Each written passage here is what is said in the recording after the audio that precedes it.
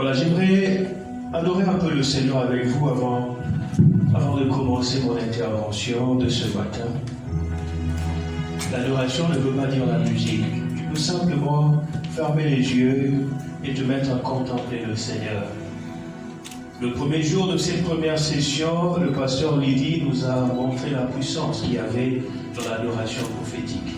Donc ce matin, tu vas passer à la pratique. Est-ce que tu peux simplement compter les bienfaits du Seigneur pour ta vie et te mettre à l'adorer? Oh,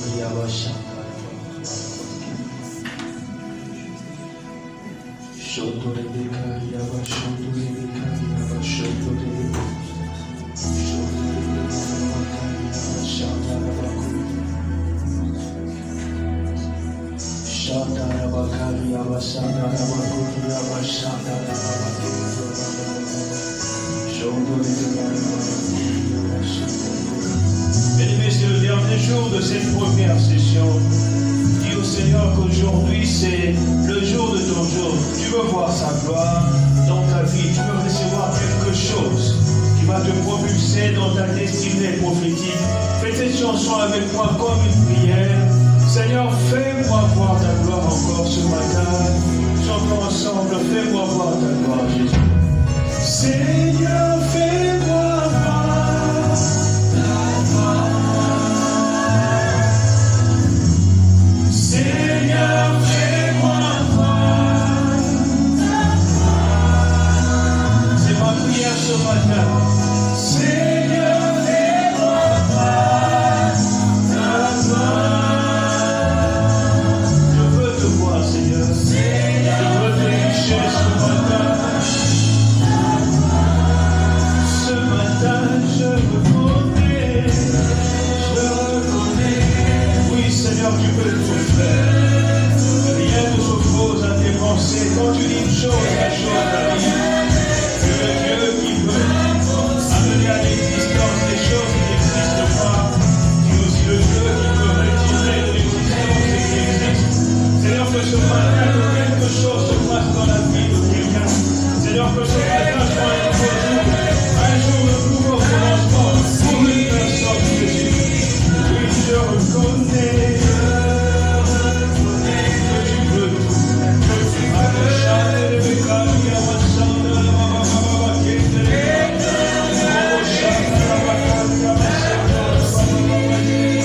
Seigneur, je le reconnais et je le proclame encore ce matin. Et il a ma chante, la baba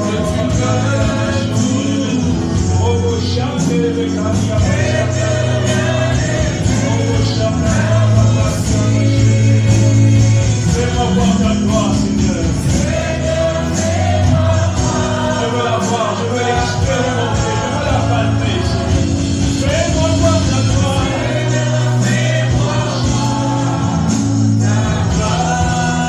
Fais-moi voir ta gloire, Jésus. Seigneur, fais-moi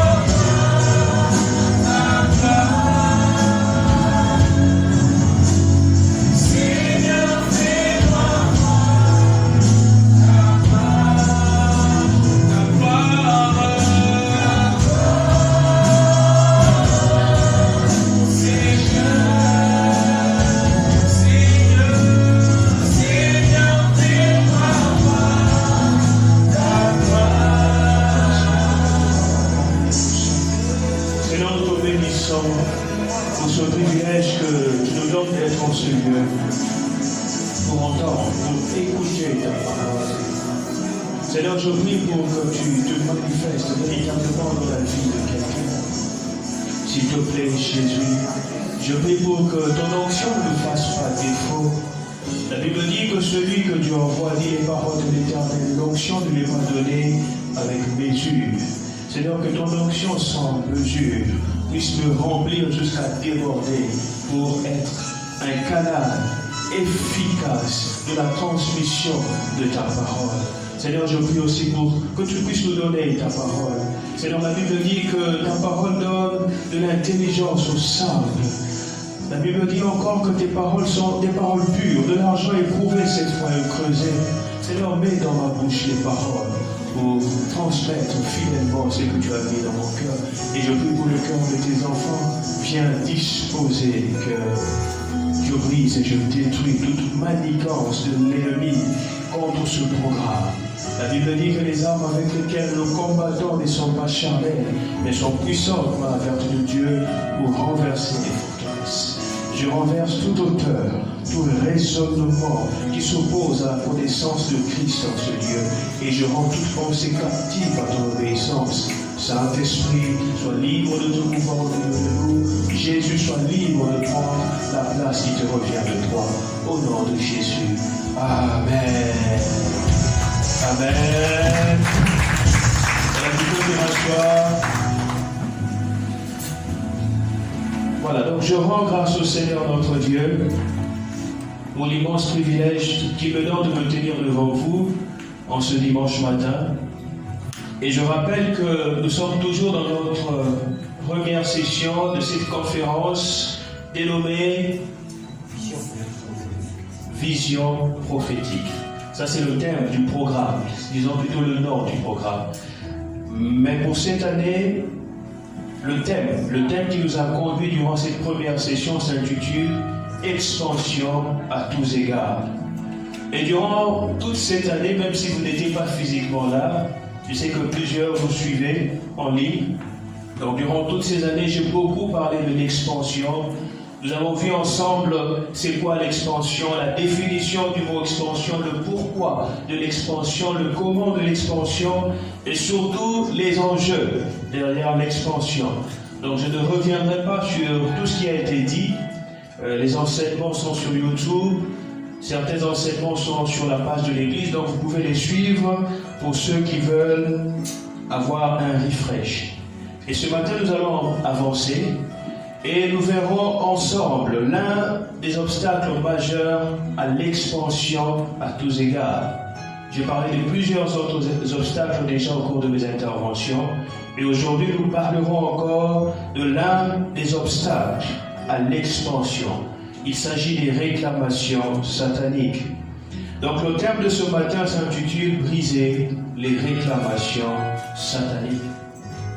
Et vous savez, les réclamations sataniques font partie des choses qui fatiguent de nombreux chrétiens, de nombreux enfants de Dieu.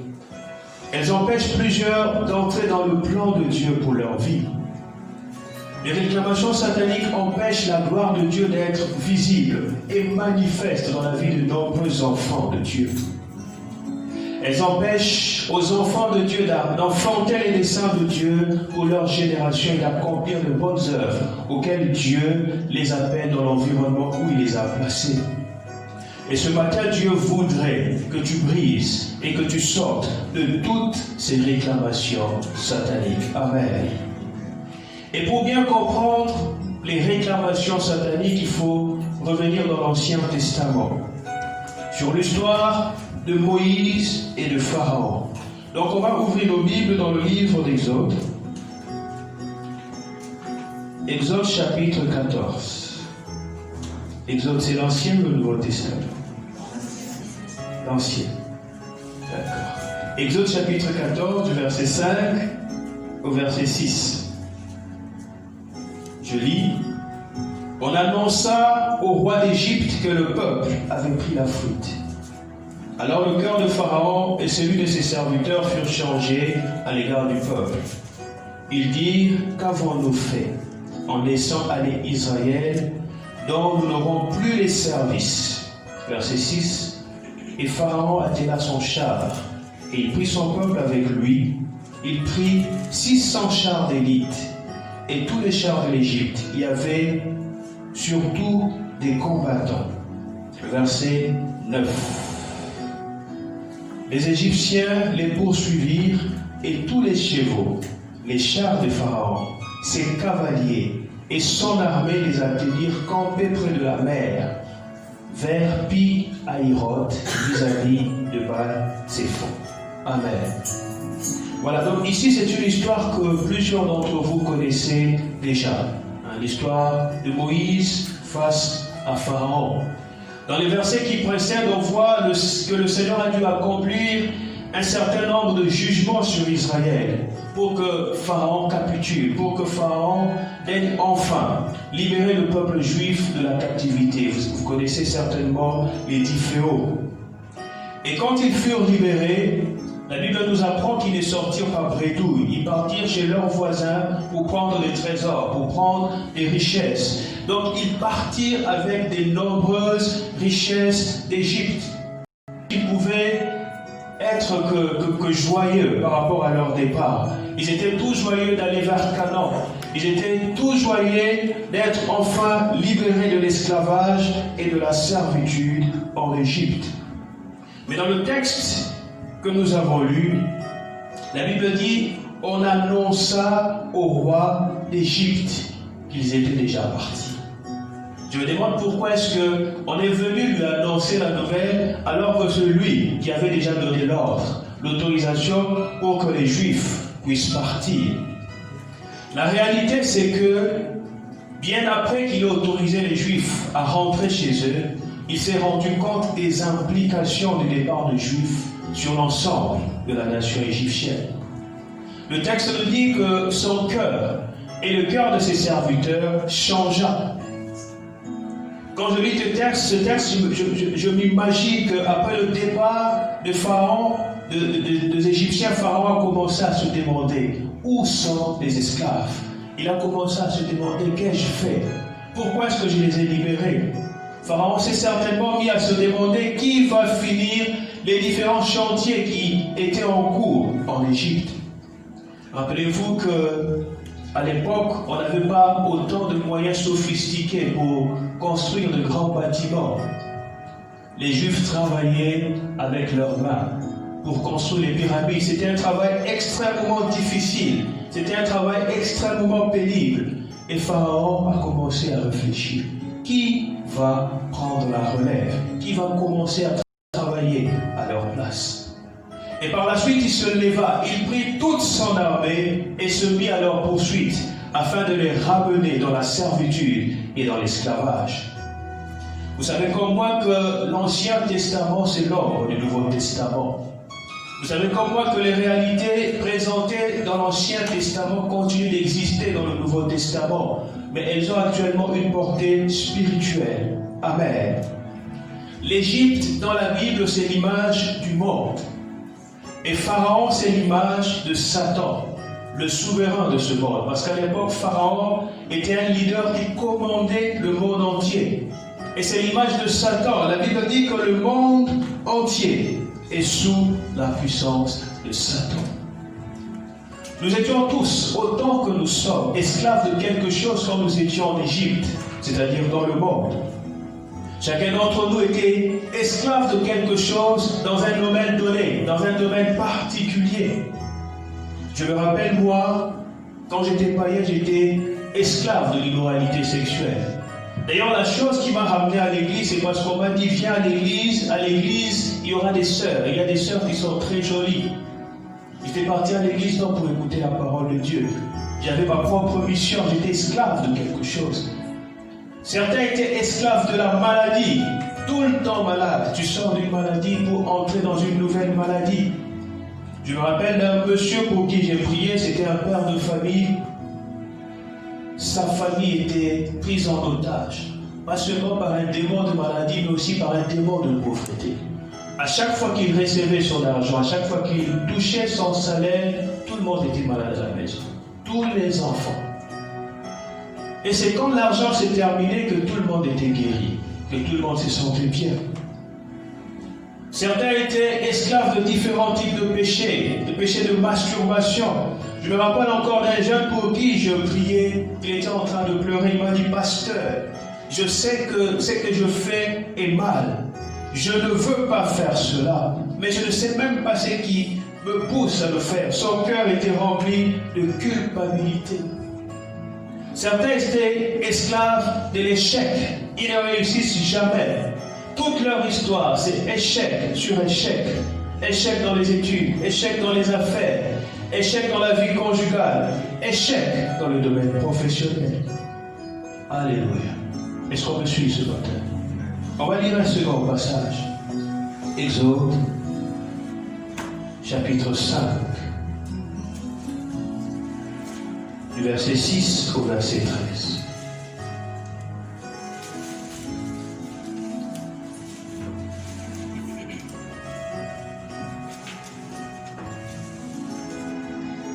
Exode chapitre 5, 6 à 13. C'est un long passage, je vais lire. Et ce jour même, Pharaon donna cet ordre aux inspecteurs du peuple et aux commissaires. Vous ne donnerez plus comme auparavant de la paille au peuple pour faire des briques, qu'ils aillent eux-mêmes se ramasser de la paille. Vous leur imposerez néanmoins la quantité de briques qu'ils faisaient auparavant, vous n'en retrancherez rien, car ce sont des paresseux. Voilà pourquoi il crie en disant « Allons offrir le sacrifice à notre Dieu, que l'on charge de travail ces gens qui s'en occupent, et ils ne prendront plus garde à des paroles de mensonge. » Verset 10. Les inspecteurs du peuple et les commissaires vinrent dire au peuple, ainsi parle Pharaon, je ne vous donne plus de paille, allez vous-même vous procurer la paille, où vous en trouverez, car l'on ne retranche rien de votre travail. Verset 12, le peuple se répandit dans tous les pays d'Égypte pour ramasser du chaume au lieu de la paille. Les inspecteurs les pressaient, dites avec moi, les inspecteurs les pressaient, en disant, achevez votre tâche, jour par jour, comme quand il y avait de la paille. Amen. Ces versets que je viens de lire nous apprennent que Pharaon avait établi des hommes forts sur les esclaves hébreux. Ces hommes forts, c'était des commissaires, c'était des inspecteurs. Et leur rôle était de veiller à ce que leurs tâches soient accomplies sous un maximum de contraintes. Leur rôle était de rendre le travail des Hébreux un peu plus difficile, un peu plus pénible. Leur rôle était de veiller à ce que la vie et le travail de Juifs soient le plus pénible que possible. Mais Satan a fait de même quand nous étions dans le monde. Il avait établi sur nous des hommes forts, des gardiens de force. Et ces hommes forts avaient la responsabilité de s'assurer que tu ne réussisses jamais, que tu ne sois jamais épanoui, que tu ne sois jamais heureux, que tu ne vois jamais l'accomplissement des promesses de Dieu pour ta vie. Ces hommes forts avaient pour but de travailler pour que tu passes à côté des plans de Dieu pour ta vie. Et ces hommes forts sont en réalité des démons.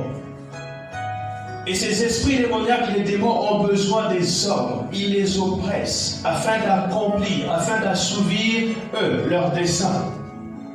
Retenez que chaque esprit impur a une nature. Et quand il vient infecter, quand il vient coloniser une personne, il doit manifester sa nature. Il va te pousser à accomplir ses œuvres à lui. Tu deviens esclave. Et lui devient l'homme fort, le bourreau, le tortionnaire. Donc j'étais en train de dire que chaque esprit impur a une nature qu'il manifeste. Et c'est ainsi que vous verrez par exemple quand une personne est infestée par des démons d'immoralité sexuelle, vous verrez que ces démons le pousseront à avoir constamment des rapports sexuels en dehors du cadre fixé par Dieu. En le faisant, tu assouvis non tes propres désirs, mais plutôt les désirs des démons, des esprits impurs qui t'animent. Je me rappelle, au tout début de mon ministère, je priais pour un jeune alors que j'étais à Meknès. Il était me voir, il m'a dit, pasteur, je n'en peux plus. J'ai dit, c'est quoi ton problème? Il me dit, je suis constamment bombardé dans mon cerveau, dans mon esprit, des désirs d'avoir des rapports sexuels. Il m'a dit, pasteur, chaque jour, pour être en paix avec moi-même, je dois aller avec minimum 4 à 5 prostituées. Et il était venu me voir parce qu'il était complètement épuisé. Il m'a dit, il arrive maintenant, je ne sais pas si j'ai attrapé une infection, une maladie. Quand je pisse, c'est le sang qui sort. D'autres sont infectés par des démons de maladie. Ce sont des esprits qui te rendent infirme, qui te rendent malade. Ces démons de maladie poursuivent un seul but, c'est celui de te rendre malade. Savez-vous que Jésus-Christ a dû chasser des démons dans la vie de certaines personnes afin que ces dernières soient guéries? Bien-aimés, de la même manière que Pharaon a mobilisé son armée pour ramener Israël en esclavage, les réclamations sataniques ont pour but de te ramener dans ta condition initiale. Les réclamations sataniques ont pour but de te ramener dans ta condition d'origine. Elles viennent pour te ramener à ce que tu étais hier, dans la servitude. Avant de venir à Jésus, tu étais constamment malade. Lors de ta conversion, tu as expérimenté la guérison pendant un temps. Mais là, tu remarques que le même mal commence à revenir. Il s'agit certainement d'une réclamation satanique. Avant de venir au Seigneur, tu n'arrivais pas à garder une relation sérieuse. Les gens qui s'attachaient à toi, c'était les gens qui venaient pour ne rien construire, pour des histoires sans lendemain. Quand tu as rencontré le Seigneur, tu retrouves une certaine stabilité dans ta relation, dans tes relations. Mais à chaque fois que vous commencez à parler mariage, le monsieur ou la dame disparaît du jour au lendemain. Il se peut que ce soit une réclamation satanique. Tu échouais constamment quand tu étais dans le monde. En venant à Jésus, tu as commencé à percer un peu. Tu as avancé un peu. Mais depuis un moment, plus rien ne marche. C'est les mêmes échecs, c'est les mêmes cycles qui reviennent. Bien aimé, il se peut que ça soit une réclamation satanique. Alléluia. Est-ce qu'on peut suivre ce matin? Bien aimé, tu dois savoir que tout ce dont Dieu t'a délivré hier, tôt ou tard, ça reviendra te réclamer si tu ne prends pas correctement position dans la prière. Bien aimé, si tu ne confrontes pas ces puissances qui viennent pour te tirer vers le bas, tu ne pourras pas vivre l'expansion dont on parle.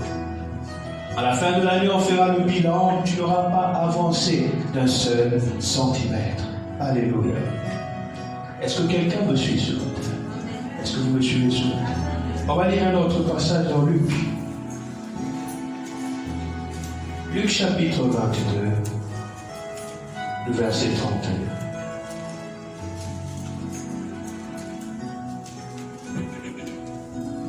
Luc vient avant quel livre?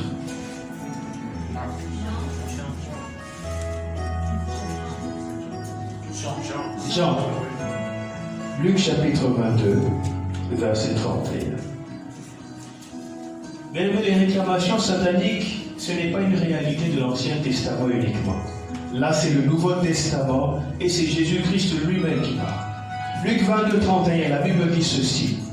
Le Seigneur dit, Simon, Simon, Satan vous a fait quoi? Réclamer. Satan vous a réclamé pour vous cribler comme le froment. Alléluia.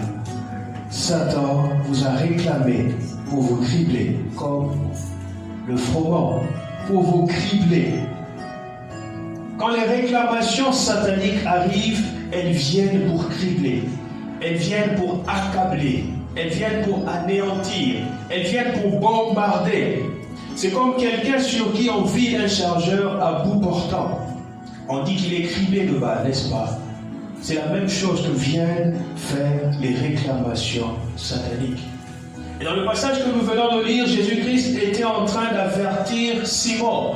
Il était en train de lui dire que quelque chose allait se passer dans sa vie. Jésus-Christ était en train de lui dire qu'il allait passer par une forte zone de turbulence, d'intenses secousses émotionnelles, spirituelles et même physiques. Bien, mais Simon n'était pas n'importe qui. Simon n'était pas n'importe qui. Je vais le démontrer tout à l'heure. Simon est ordinaire. Vous savez, Jésus-Christ au départ avait 120 disciples qui le suivaient. Mais après toute une nuit de prière, il en choisit 12 à qui il donna le titre d'apôtre. Et Simon faisait partie de ces 12 privilégiés qui étaient apôtres. Mais malgré son statut d'apôtre, Satan l'a réclamé. Bien aimé, Satan réclame tout le monde, peu importe ton titre, que tu sois apôtre, que tu sois prophète, docteur, évangéliste, pasteur. Satan réclame tout le monde. Simon était connu dans la Bible pour être un amoureux de Jésus. Simon aimait Jésus. La Bible pleine de grandes déclarations d'amour de Pierre à l'égard de Jésus-Christ, son maître. Il y a plusieurs exemples. Dans Jean chapitre 6, par exemple, le verset 68, vous connaissez l'histoire. Quand les autres disciples se sont scandalisés, se sont éloignés de Jésus parce que Christ leur demandait de manger effectivement son corps et de boire effectivement son sang, quand les autres se sont éloignés, Christ a demandé à Pierre, mais toi, tu fais quoi ici? Pourquoi tu n'es pas parti? Vous vous rappelez de la réponse de Pierre? À qui est l'honneur? C'est toi seul qui as les paroles de la vie. Il était en train de dire à Jésus, même sans argent, moi je te suivrai. Il était en train de dire à Jésus, même sans mariage, je te suivrai. Parce qu'il était un passionné de Jésus.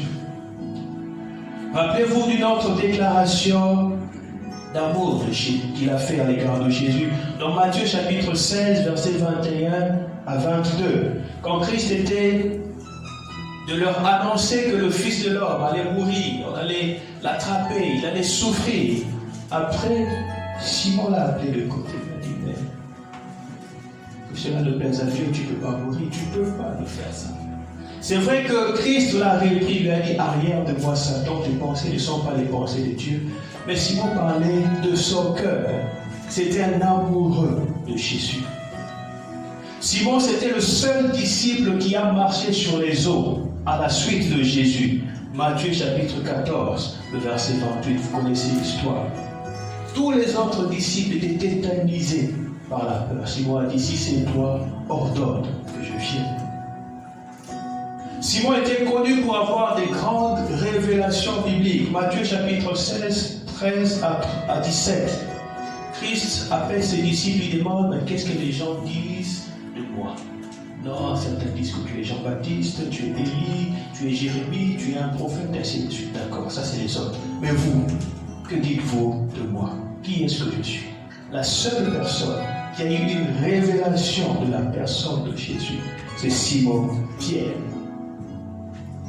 Simon était quelqu'un qui aimait la présence de Dieu. Il aimait la présence de Dieu. Rappelez-vous, lors de la transfiguration, Christ a pris 3 de ses disciples. Il y avait Jean, Jacques et Simon Pierre. Et après la transfiguration, vous vous rappelez de ce que Simon a dit à Jésus? Mais pourquoi on va descendre? On reste ici en même temps, il y a la gloire de Dieu ici. Moi-même, je vais dresser une tente. On va rester ici. Alléluia. Est-ce qu'on me suit? Simon a même expérimenté, il a manifesté le surnaturel. Rappelez-vous que de temps en temps, Jésus-Christ les envoyait en mission, 2 par 2, par groupe de 2. Et ils avaient du résultat. Vous pouvez voir ça dans Luc 10, 17. Ils revenaient en étant contents. Les démons même nous sont soumis, tout ça. Vous connaissez. Mais malgré tout ce que Simon était, Satan l'a quand même réclamé. Alléluia. Pourquoi est-ce que Satan l'a réclamé? Satan l'a réclamé parce qu'il avait entendu quand le Seigneur l'avait appelé, quand le Seigneur lui donnait la révélation de sa destinée.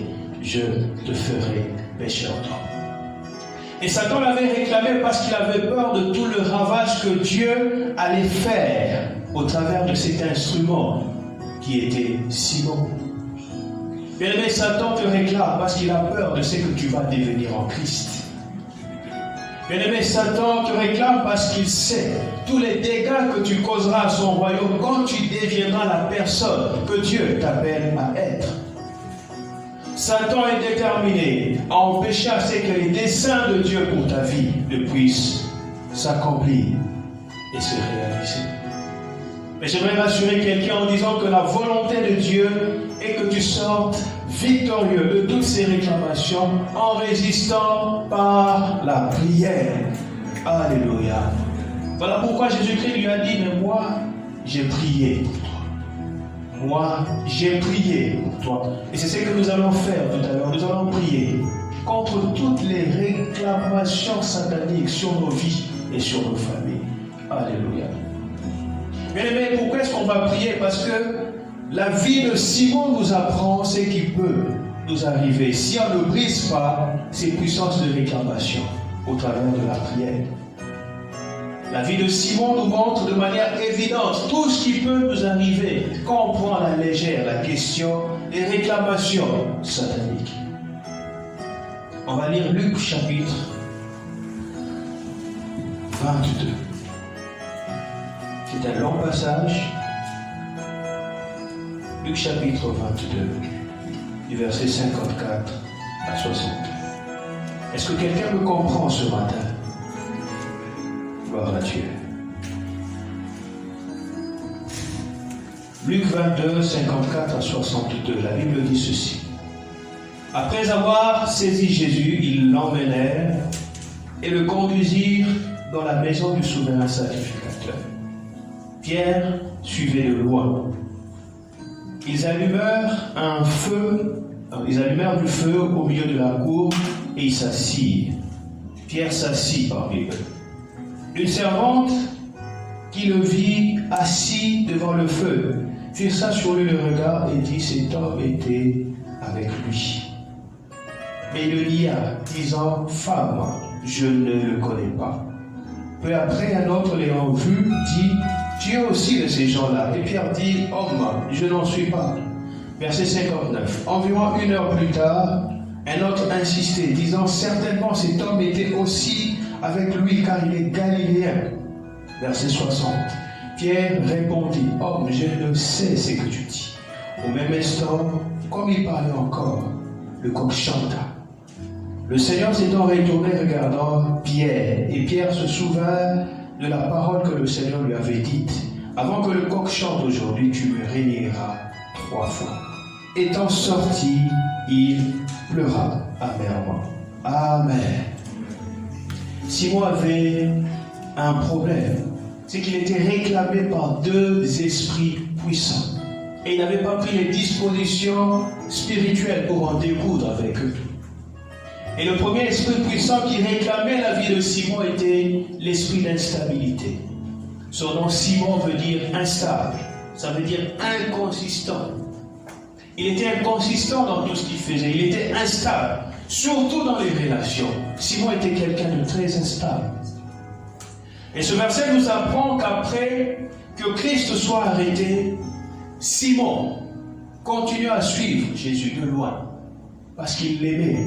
Parce qu'il voulait savoir où est-ce qu'on emmenait son maître. Et le dernier verset qu'on a lu, le verset 62, la Bible dit qu'il pleura amèrement. Parce qu'il venait de...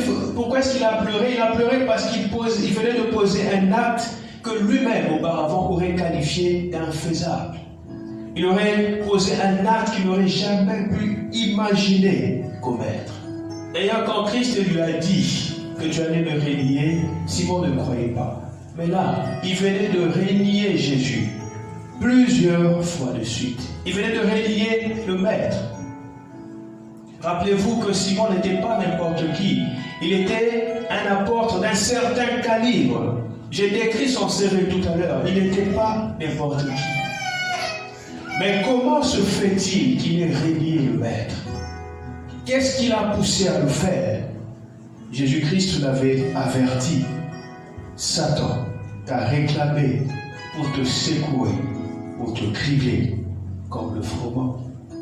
Si Dieu avait ouvert les yeux spirituels de Simon à ce moment-là, je suis sûr qu'il allait voir une bande organisée, des démons d'instabilité en train de le harceler, en train de le pourchasser. Alléluia. Alléluia. Est-ce qu'on me suit? Le deuxième esprit qui fatiguait Simon, c'était l'esprit d'échec et de pauvreté. On va lire Luc chapitre 5, le verset 5.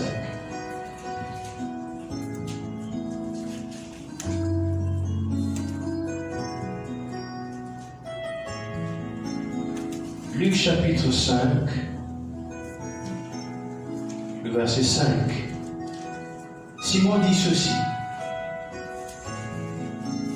Simon lui répondit: Maître, nous avons travaillé toute la nuit sans rien prendre, mais sur ta parole, je jetterai le filet.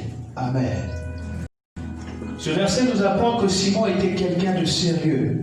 C'était un entrepreneur consciencieux, un travailleur. Il pouvait travailler toute la nuit si son travail l'obligeait à le faire, sans problème. Ce verset nous apprend que Simon n'était pas un amateur de la pêche. C'était un professionnel. Il connaissait son métier. Il savait à quel moment travailler pour pêcher les poissons, pour attraper les poissons. Et plus encore, Simon venait de servir le Seigneur. Rappelez-vous qu'il avait laissé le maître utiliser sa barque pour faire sa prédication. Mais il avait quand même un problème avec un esprit d'échec, avec un esprit de pauvreté. Et il a fallu l'intervention miraculeuse de Jésus. Il a fallu que Jésus-Christ le délivre afin que la pêche miraculeuse ait lieu. Mais par la suite, quand Jésus-Christ l'a délivré, Jésus-Christ l'a promu, il a dit que tu ne seras plus pêcheur de poissons, tu deviendras pêcheur d'hommes. Mais regardez dans la Bible, 3 ans et demi après la délivrance de Simon-Pierre, qu'est-ce qui s'est passé? 3 ans et demi. On va lire Jean, chapitre 21. 3 ans et demi après sa délivrance. Jean 21, les versets 2 et les versets 3. Simon-Pierre, Thomas, appelé Didyme, Nathanaël de Cana en Galilée, les fils de Zébédée et 2 autres disciples de Jésus étaient ensemble. Verset 3, Simon-Pierre leur dit, « Je vais pêcher. » Ils lui dirent, « Nous allons aussi avec toi. » Écoutez la suite. Ils sortirent et montèrent dans une barque. Et cette nuit-là, ils ne prirent rien. Verset 7. Alors, le disciple que Jésus aimait dit à Pierre, « C'est le Seigneur. » Et Simon-Pierre, dès qu'il eut entendu que c'était le Seigneur, prit son vêtement et sa ceinture, car il était nu, et se jeta dans la mer. Alléluia. 3 ans et demi après sa délivrance, la Bible nous apprend qu'il redevient pécheur. Et la Bible nous montre encore que 3 ans et demi, il était encore harcelé par les mêmes démons d'échec et de pauvreté. Il était revenu à la case départ. Et en plus, il avait amené les autres avec lui. On a lu dans le dernier verset qu'il était nu. Avant, au moins, quand il péchait, il avait des habits sur lui. Mais là, après sa réclamation, il péchait nu. Il avait tout perdu. Qu'est-ce qui s'est passé avec le grand apôtre? Satan t'a réclamé pour te cribler comme un froment. Alléluia. Est-ce que quelqu'un me comprend ce matin? Simon n'avait pas pris au sérieux cet avertissement de Jésus afin de confronter ses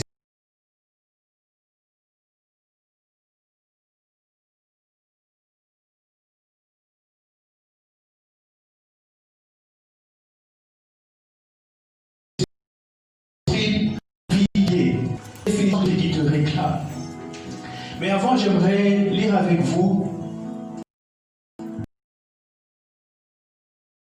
dernier passage d'un homme qui subissait aussi les réclamations d'origine familiale. Un différent homme a choisi de briser par la prière. C'est dans 1 Chronique chapitre 4. 1 Chronique chapitre 4, on lira les versets 9 et 10. 1 Chronique chapitre 4. On lira les versets 9 et la Bible dit ceci. Jabet était plus considéré que ses frères. Sa mère lui donna le nom de Jabet en disant, c'est parce que je l'ai enfanté avec douleur. Jabet le dit en disant, et que tu étendes mes limites, si ta main est avec moi, et si tu me préserves du malheur, en sorte que je ne sois pas dans la souffrance. Et Dieu accorda ce qu'il avait demandé. Amen. Si tu me suis, donne-moi un beau amen. Ce texte nous parle d'un monsieur qui s'appelait Jabet. On se rend compte que Jabet était certainement un enfant illégitime. Parce qu'en Israël, la filiation se fait par le papa.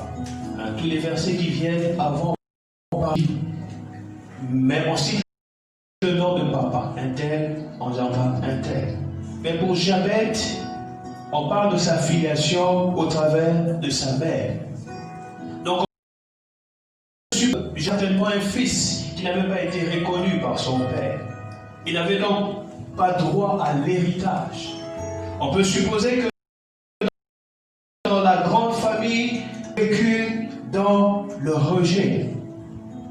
Autre chose sur Jabet, c'est son nom. On sait qu'en Israël, le nom n'était pas donné par hasard, simplement pour faire joli. Le nom d'une personne était le programme de sa vie. Le nom d'une personne était une prophétie sur sa vie. Le nom d'une personne décrivait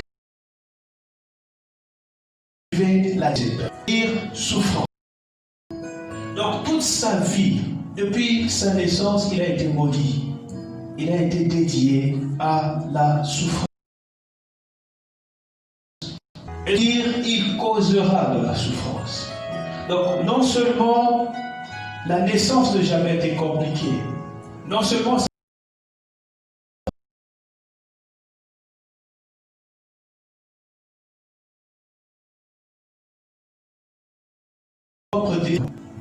et moi j'aime l'attitude de Jabet.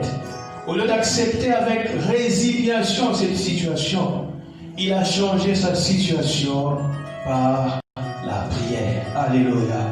J'aime beaucoup la fin de son passage. La Bible dit, et Dieu accorda à Jabet ce qu'il avait demandé. Et si Dieu l'a fait pour Jabet, il peut le faire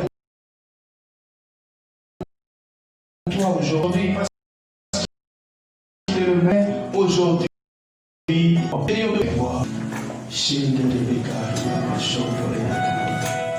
va inviter le groupe musical à nous conduire pendant 5 minutes dans un temps d'adoration. Bien n'attend pas la musique. Dieu, parce qu'il a résolu déjà dans le spirituel de mettre fin à ça. Alors adore Dieu dans le nom de Jésus.